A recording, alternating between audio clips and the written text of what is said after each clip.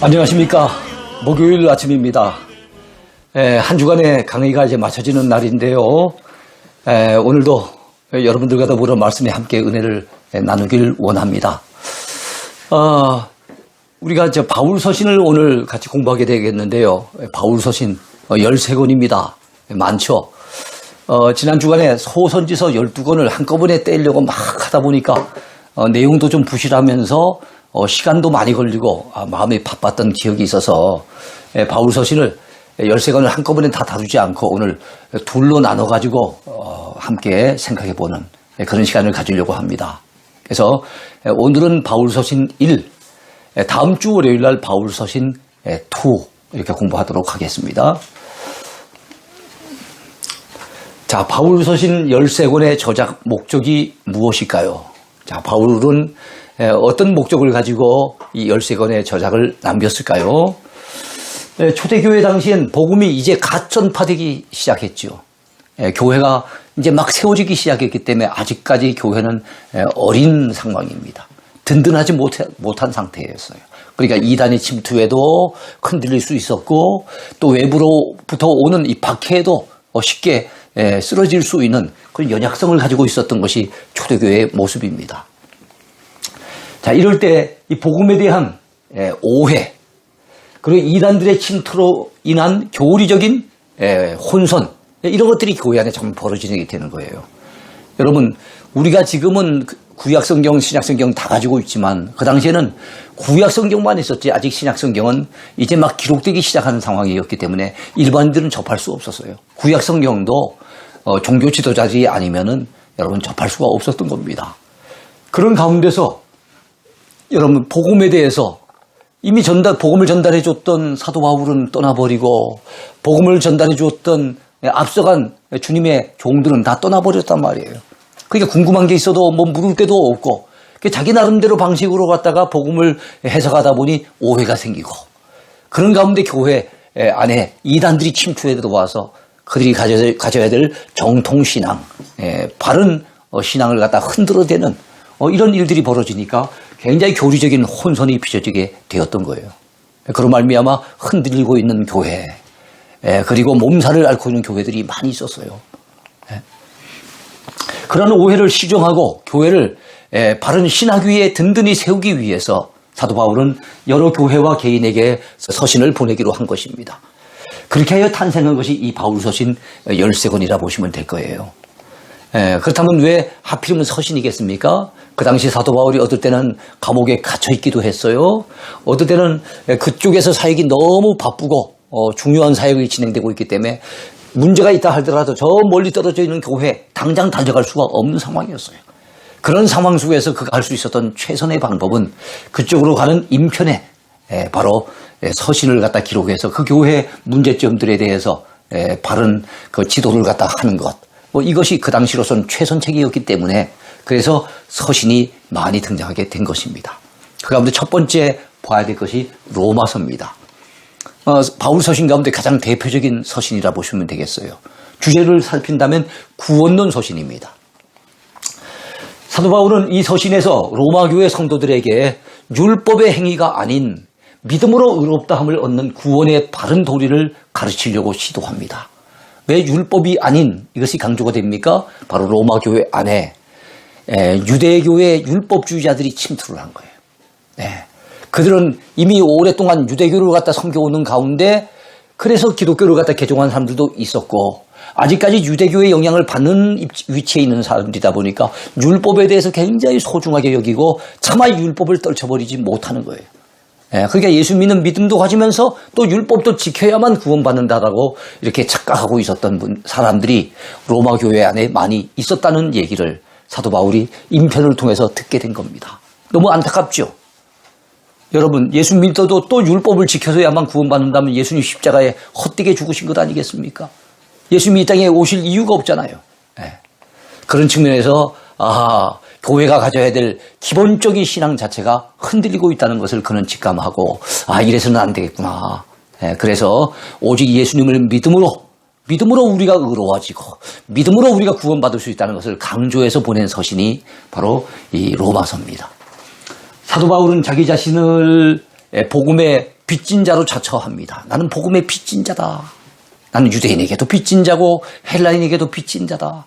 내가 이 복음의 빚을 갚기 위해서 로마에 있는 너희에게도 가기를 원했지만 그동안 길이 막혔다고 안타까워합니다. 그는 복음이 무엇인지에 대해서 얘기해 줍니다. 그리고 왜 복음이 필요한지도 가르쳐 주죠. 복음이 무엇이라고 그런 얘기합니까? 복음은 모든 믿는 자에게 구원을 주시는 하나님의 능력이 됨이라. 그래요. 복음은 능력입니다. 무슨 능력이요? 구원의 능력이죠. 누구의 능력입니까? 하나님의 능력입니다. 누구에게 해당되는, 누구에게 베푸시는 능력입니까? 모든 믿는 자에게 베푸시는 그 구원의 능력, 그것이 바로 복음인 거예요. 왜 복음이 필요합니까? 복음의 필요성을 사도 바울은 로마서 1장, 2장, 3장에서 쭉 얘기해요. 1장에서는 이방인들의 죄를 갖다가 42가지나 소개를 하면서 이방인들이 죄인이기 때문에 복음이 필요하다는 거예요. 그럼 유대인들은 나오뇨? 2장에 들어가면 유대인들도 역시 그들은 뭐 율법을 지켜서 구원받는다 착각하고 있었지만 그들도 역시 하나님 봤을 때는 죄인이라는 거예요. 그렇기 때문에 유대인들에게도 이 복음이 필요하다는 거예요. 그러면서 3장 10절에서는 모든 사람이 다 죄인이라고, 의인은 없나니 한 사람도 없다고 선언을 합니다. 그리고 3장 23절에 가면은요, 모든 사람이 죄를 범하였음에 하나님의 영광에 이르지 못하더니 그랬어요. 하나님이 계신 그 영광의 나라에 이를 자가 없어요. 선행으로도 안 되고 율법으로도 안 되고 학문으로도 안 되고 돈으로도 안 되고 인간의 어떤 노력과 시도로도 하나님의 영광에 이를 자가 없는 거예요. 왜요? 하나님과 우리 사이에 죄가 막혀 있기 때문에. 모든 인류는 다 죄인이기 때문에. 그래서 우리는 하나님 앞에 갈 수가 없는 거지요. 그럼 하나님 앞에 가려면, 달리 말하면 구원받으려면 어떻게 됩니까? 바로 복음이 필요하다는 거예요. 죄인된 우리를 의인으로 만들어주시는 복음. 그 복음은 예수 그리스도입니다. 그래서 복음을 믿는다는 것은 예수 그리스도를 믿는다는 거예요. 복음을 전한다는 것은 예수 그리스도를 전한다는 겁니다. 복음 그 자체가 사실은 예수 그리스도인 거예요. 그래서 우리 세상의 모든 인류에게는 예수 그리스도가 필요합니다. 왜요? 죄인이기 때문에. 그리고 죄로 인한 죽음이 찾아오고 죄로 인한 하나님의 무서운 심판을 피할 수 없고 죄로 인해서 영원히 멸망당해야 될 우리이기 때문에 복음이 필요하다는 거예요. 사도 바울은 이것을 깨닫기 때문에 이 복음을 갖다 널리 전해줘야 되기 때문에 그는 복음의 빚진 자로 자처하면서 그는 로마에도 가기를 힘썼던 그런 인물이었어요. 나중에 그의 원하는 대로 참 그 로마에 가게 됩니다. 물론 죄수의 몸으로 가게 되죠. 그러나 로마서를 쓸 당시만 하더라도 아직까지 로마에는 가기 전이었어요. 로마에 가고자 하는 그런 열망을 가지고서 이 로마서를 기록한 것입니다. 자, 그런 율법에 의한 자기의, 유대인들이 내세우는 거, 율법에 의하면은 자기의, 하나님 앞에 의로워지기 위해서 자기 노력, 율법을 지키는 자기 행위, 그것에 의해서 자기네들이 의로워진다고 생각하고 있었어요. 이건 착각이죠. 이게 자기의예요. 그런데 그는 복음을 갖다가 얘기하면서 복음에 나타난 의가 있는데 그것이 무슨 의입니까? 자기의 의와는 반대되는 의예요. 하나님의 의.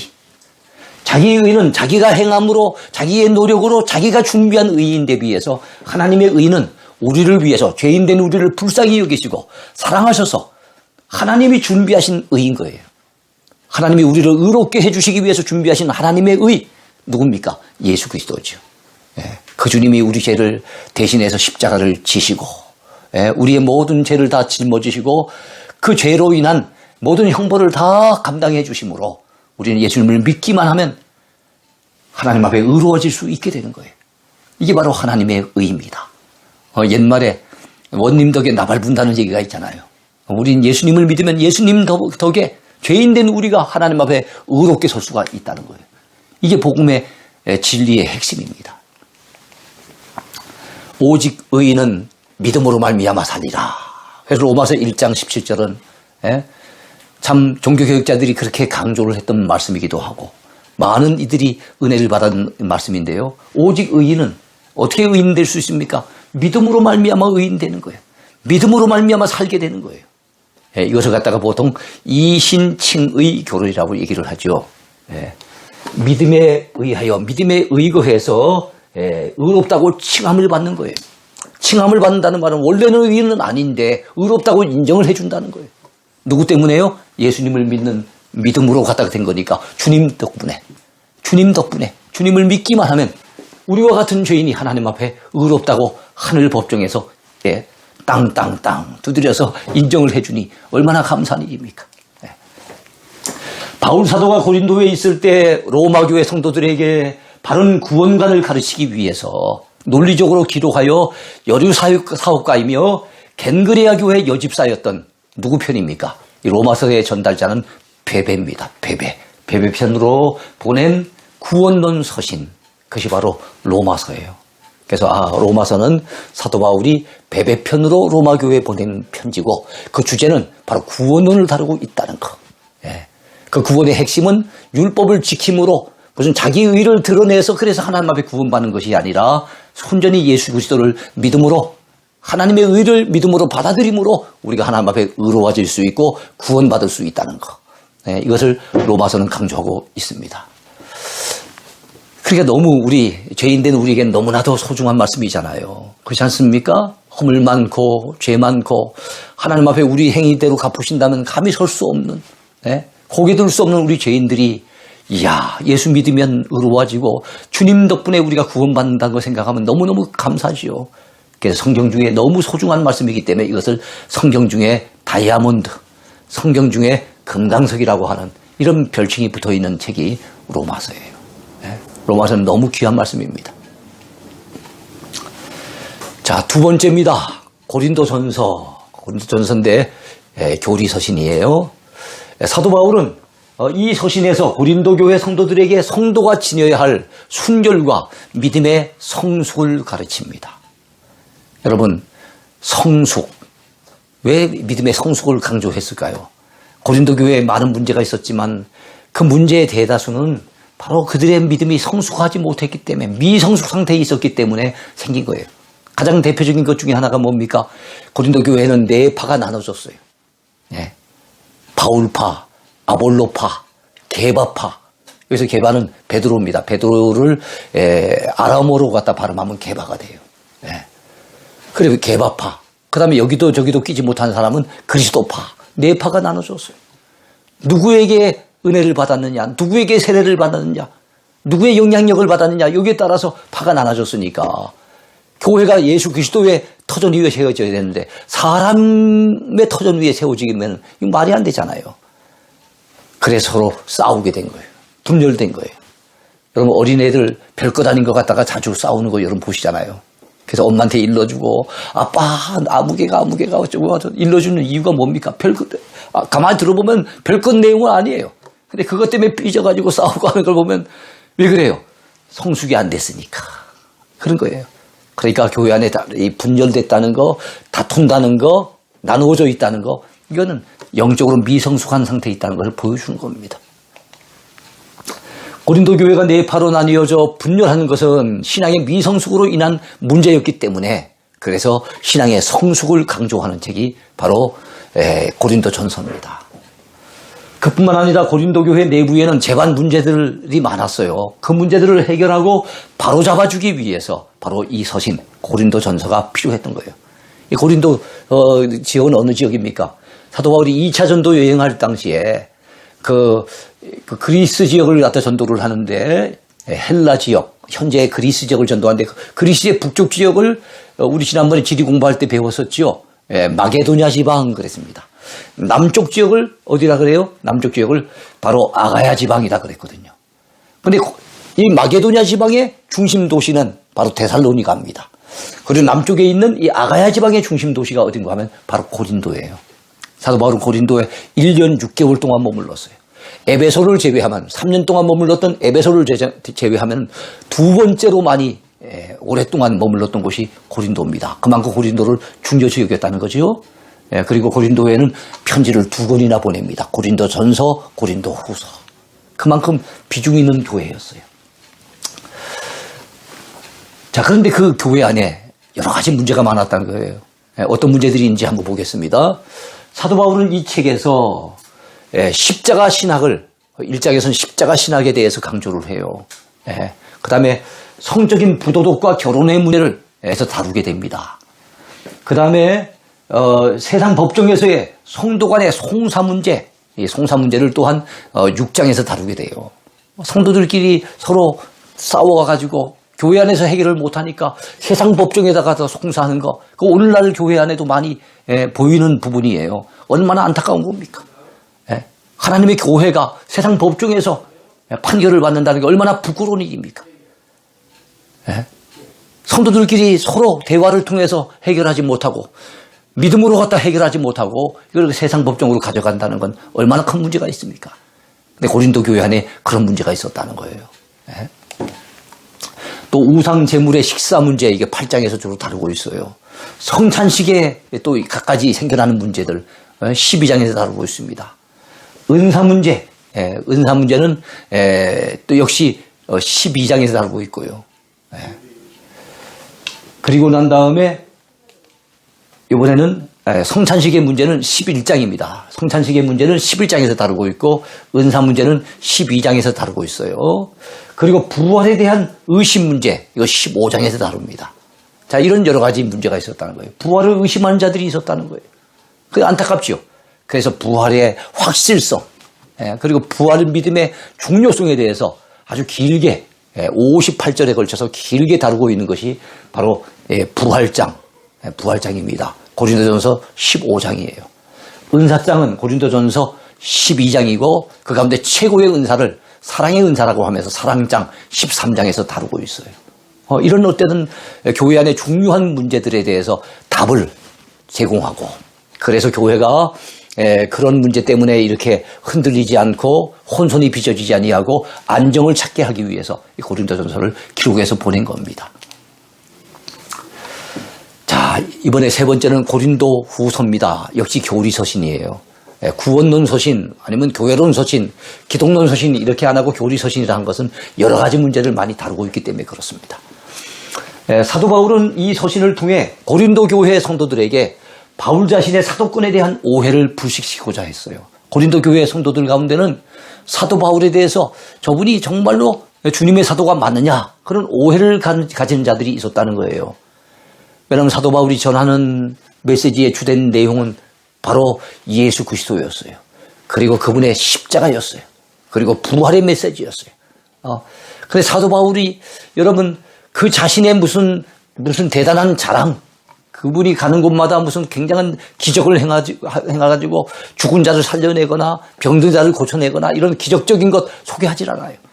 그가 전하고자 했던 것은 오로지 예수 그리스도의 복음. 그가 자랑하고자 했던 것은 오로지 주님의 십자가.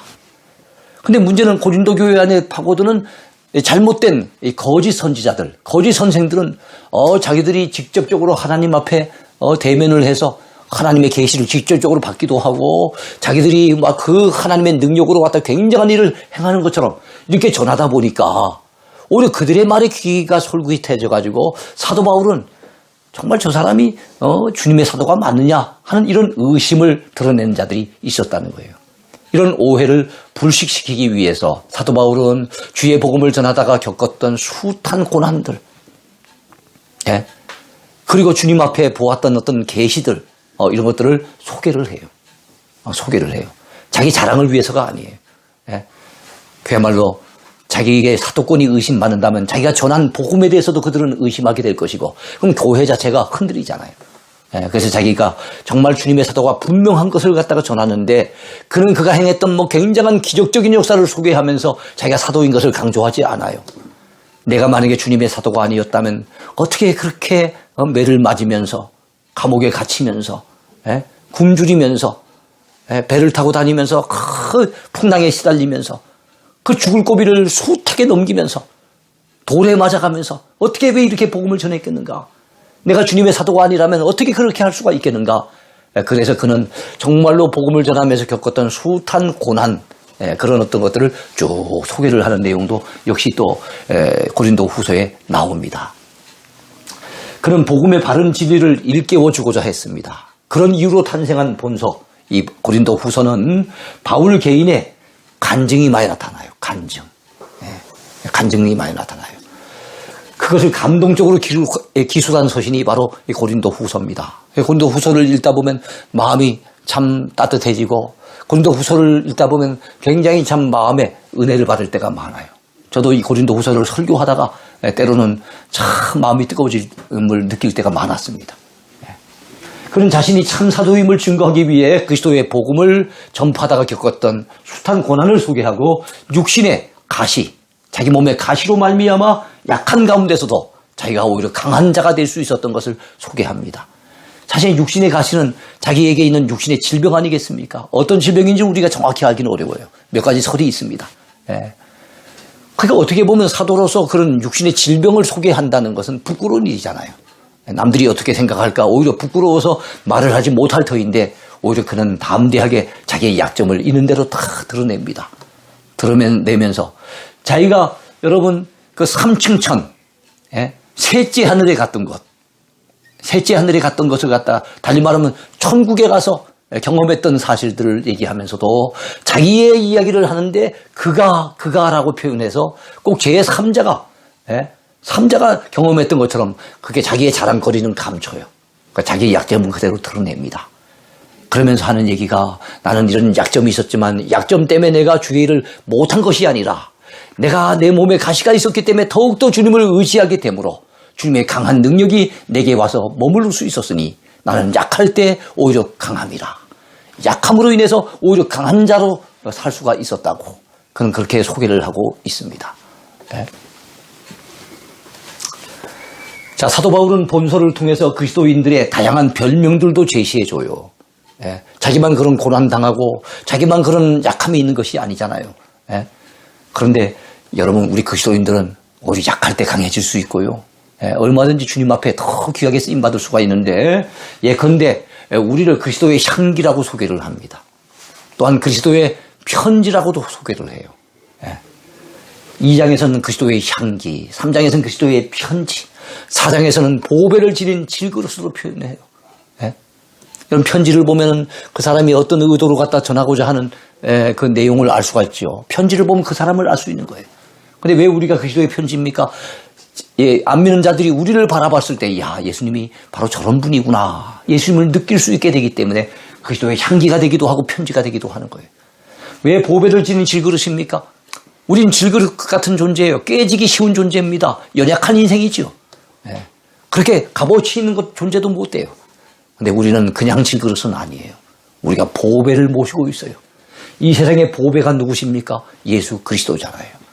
그러니까 우리는 질그릇같이 연약한 존재고 깨지기 쉬운 존재고 보잘것없는 존재지만 우리가 모시고 있는 주님은 보배세요. 그래서 우리는 대단한 존재지요. 소중한 존재이며 정말 우리라고 하는 존재는 아주 의미 있는 값어치 있는 존재인 거예요.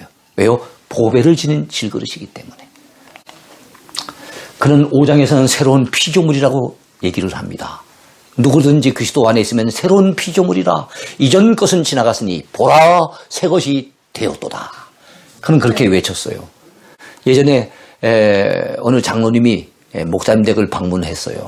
그래서 긴하게 얘기를 나누러 가다가 나오는데 그 텐마루 밑에 보니까 오강단지가 있는 거예요. 왠지 사용을 안 하는 것 같은 느낌이 들어서 목사님 저 오강단지 저한테 좀 주실 수 있습니까? 그랬어요. 이게 노수로 된 오강단지예요. 그래서 아유 장로님 그 오강단지 가져가서 뭐 하시려고 가져가시려고 합니까? 아 제가 좀 뭐 필요한 데가 있습니다. 그래서 줬어요. 아이고 한 열흘 후에 이 장로님이 다시 목사님을 방문했는데 이번에 여러분 포장지에 싸가지고 가져온 여러분 선물이 있었는데 그 선물이 뭔지 아십니까? 그릇인 거예요. 녹그릇. 오강단지를 녹여가지고 그거 갖다가 아주 반짝반짝하는 새로운 녹그릇을 만든 거예요. 그걸 가지고서 선물을 하니까 아유 장로님 이런 귀한 그릇을 선물해 주다니 너무 고맙습니다. 아이고 아니면 제가 선물하는 건 아닙니다. 목사님 거 목사님한테 되돌려 준 것뿐입니다. 이 오강단지가 바로 그 뭐가 된 겁니까? 녹그릇이 된 거예요.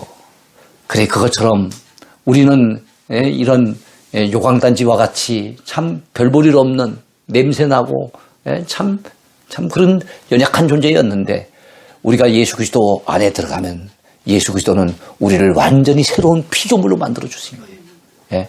우리같이 죄인 된 자가 이제 하나님의 아들, 딸의 권세를 누리게 되어졌으니 얼마나 놀라운 새로운 변화입니까? 누구든지 예수 그리스도 안에 들어가면 그렇게 되는 거예요. 예? 여러분 믿으시기 바라요. 새로운 피조물, 그리고 함께 일하는 자, 누구와 하나님과 함께 일하는 자, 6장에서 그렇게 말씀해요. 그렇습니다. 우리는 혼자 일하는 자가 아니에요. 우리 곁에 하나님이 함께 계시기 때문에 하나님과 함께 일하는 자라는 거. 어떤 일은 우리 귀찮을 갖다 격려하고 위로하는 이런 메시지가 참 많아요. 그래서 고린도후서 1장에는 하나님을 위로의 하나님이라 얘기를 하고 위로라고 하는 단어가 모두 12번이나 등장합니다.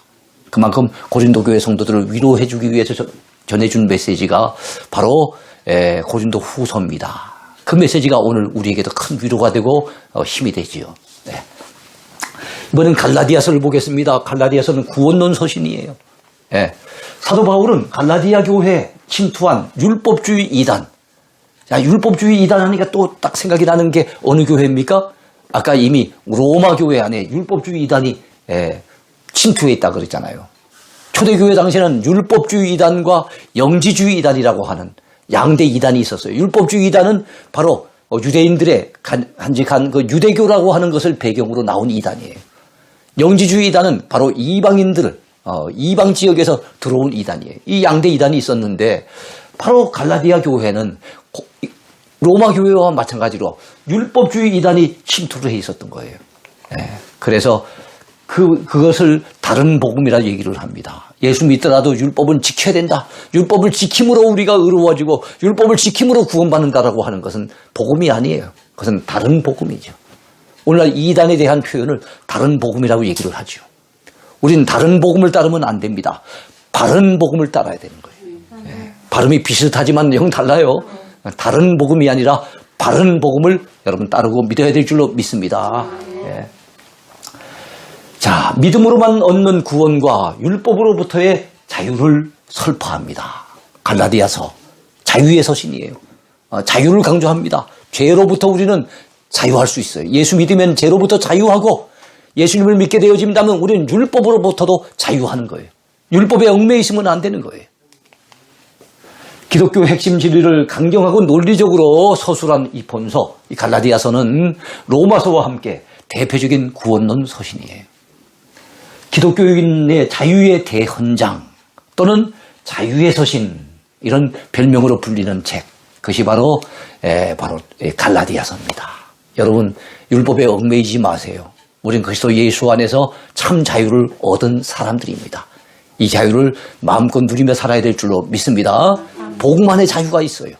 예수 그리스도 안에 참 자유가 있다는 것을 믿으시기 바랍니다.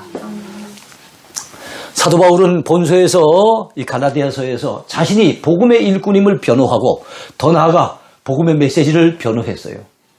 그래서 그는 행위가 아닌 뭘 강조했겠습니까? 행위가 아닌 믿음을 강조했어요. 행위로 우리 구원받는 거 아니에요. 행위로 의로워지는 것 아니에요. 믿음으로 구원받고 믿음으로 의로워지는 겁니다. 육체가 아닌 성령.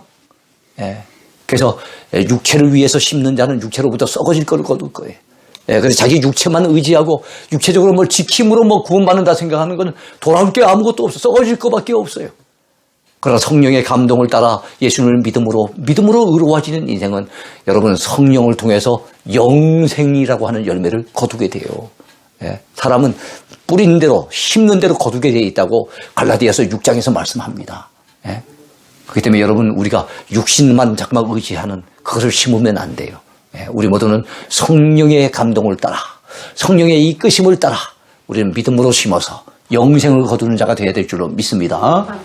그리고 갈라디아서는 또 이 갈라디아서를 통해서 사도 바울은 율법이 아닌 은혜를 통한 구원을 강조했어요. 그렇습니다. 우리가 의로워진 것 하나님의 은혜입니다.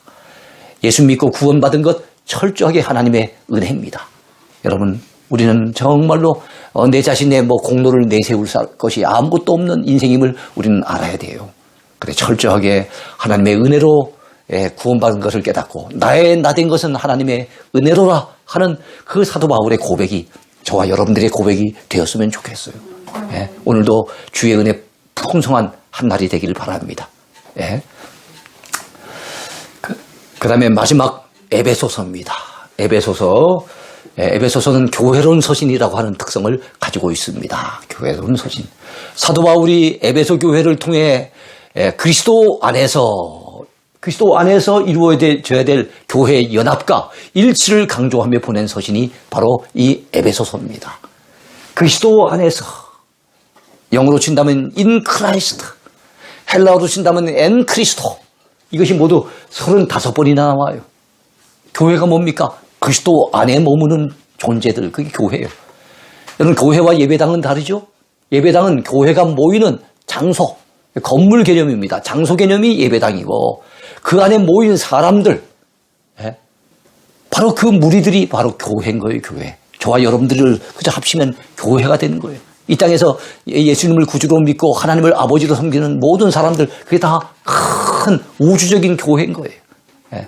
그리고 우리 각자의 교회는 그 우주적인 교회가 좀 이렇게 나누어져 있는, 이건 개교회인 거죠. 그 개교회가 다 모이면 우주적인 교회가 되는데, 교회는 사람입니다. 사람. 바로 세상 가운데서 하나님 앞에 부름을 받은 사람, 구원받기 위해서 모인 공동체, 예수님을 구주로 하나님을 아버지로 고백하는 이 신앙 고백의 공동체, 믿음을 끝까지 지켜내는 믿음의 공동체, 저 천성을 사모하는 소망의 공동체, 복음을 땅끝까지 전해야 되는 전도의 공동체, 바로 그 공동체가 뭡니까? 교회인 거지요. 그 교회는 예수 그리스도 안에서, 머리 대신 예수님 안에서 연합이 되고 일치가 돼야 됩니다. 하나가 돼야 됩니다. 그래서 교회를 갖다가 예수 그리스도의 몸이라 그러잖아요.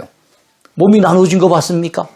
팔이 팔대로 놀고 다리가 다리대로 놀고, 그리고 난 다음에 코는 코대로, 입은 입대로 자기 역할을 따로 합니까? 아니잖아요. 머리에 온 몸이 붙어 있어가지고 머리가 지시하는 대로 움직여지는 것이 우리의 몸인 것처럼, 예수 그리스도의 말씀을 쫓아서 그분의 지시에 따라, 그분의 이끄심에 따라, 그분의 뜻을 쫓아서 움직여져 가는 것이 교회인 거예요. 그건 놓쳐버리면 안 됩니다. 어려운 교회론 신학을 쉬운 비유를 통해 전달한 서신입니다. 두기고를 통해, 두기고라고 하는 사람이 바로 에베소 지역에 사도 바울의 이 편지를 전해줬어요. 왜냐하면 사도 바울은 그 당시에 옥중에 갇혀 있었기 때문에. 로마 감옥에 1차 투옥하고 있었어요. 그때가 서기 한 63년경 정도가 될 겁니다. 투옥되어 있으니까 직접 못 가니까 이 서신을 전해준 겁니다.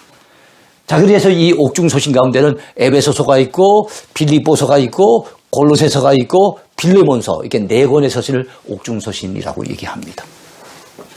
별명은 뭘까요? 통일의 서신입니다. 교회는 하나로 통일돼야 되니까. 교회는 서신인 에베소서에 의하면 교회는 바로 하늘의 부르심을 입은 자들이에요. 교회는 하나님을 찬송하기 위해서 신령한 복을 받은 사람들이에요. 선한 일을 하기 위해서 하나님의 은혜로 구원의 선물을 받은 하나님의 권속들, 하나님의 가족들이 교회예요. 그런 말씀은 2장에 나옵니다. 아까 신령한 복을 받은 자들은 1장에 나오고요. 또 머리 대신 예수 그리스도의 몸입니다. 몸. 예수 그리스도의 몸. 이방인들을 전도하기 위해 준비된 하나님의 비밀이 바로 교회예요. 그런데 교회는 이 땅에서의 삶을 사는 자들이기도 해요. 하늘로부터 부름받은 자들이지만, 그러나 이 땅에 발 디디고 오늘도 살아가는 자들이 또한 교회예요. 그래서 교회의 구성원들은 어두운 세상 가운데 빛이 돼야 돼요. 빛의 열매를 맺어야 될 빛의 자녀들이 뭡니까? 교회예요. 그리고 그리스도께 순종해야 될 그리스도의 신부된 자들이 또한 교회입니다. 주님은 우리의 신랑 되시고요. 그리고 여러분, 6장 마지막 장에 의하면은 하나님의 전신갑주를 입고 무장하여 영적인 전투에 임해야 될 그리스도 예수의 군사들, 그것이 바로 교회예요. 교회는, 이 땅의 교회는 전투적인 교회입니다. 칼빈의 교회론에 의하면 이 땅의 교회는 전투적인 교회예요. 저 천상의 교회, 아까 교회는 건물이 아니라 그랬죠? 바로 주님 앞에 부름받은 구원받은 공동체인데, 저 하늘나라 가서 구원받은 공동체, 그들은 이미 이 땅에서의 영적인 전투를 다 이기고 승리한 사람들이기 때문에 승리적 교회. 이 땅에서 교회는 전투적인 교회. 그렇기 때문에 우리는 오늘도 치열한 영적인 전투를 해야 될 사람들이란 걸 잊지 마시고, 우는 사자와 같이 두루 다니며 상실자를 찾는 사탄 마귀와 그 마귀를 따르는 이 악한 자들의 괴계 속에 우리는 무너져 내리면 안 됩니다. 끝까지 영적으로 싸워서 이겨서 믿음을 지켜내고 승리하는 저와 여러분이 돼야 될 줄로 믿습니다. 오늘 강의 여기까지입니다. 감사합니다.